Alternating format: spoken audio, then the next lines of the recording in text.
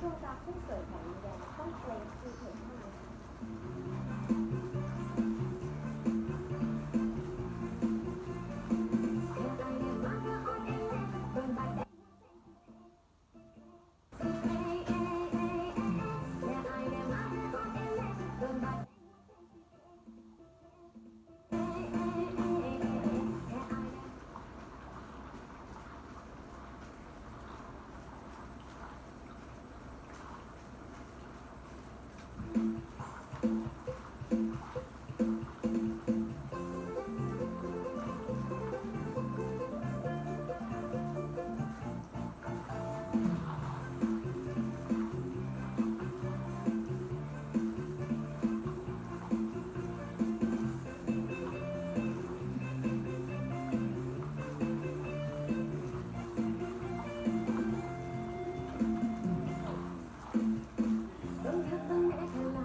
จังได้ก็ให้บอกมา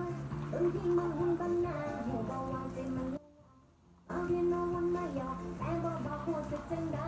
บอกย้ำแต่ความในใจคือสิได้เจ้าใครได้เป็นผู้ใดมาแน่นบังเป็นผู้ใดมาซ้อนดัง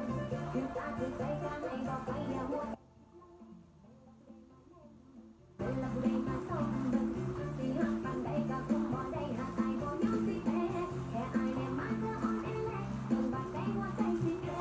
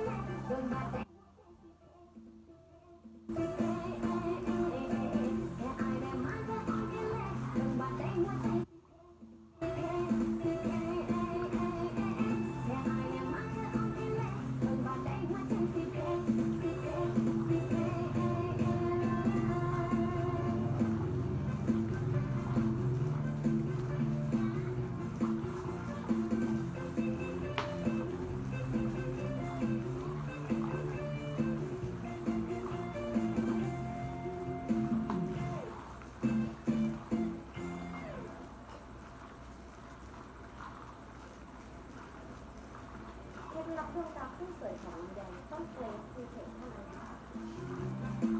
น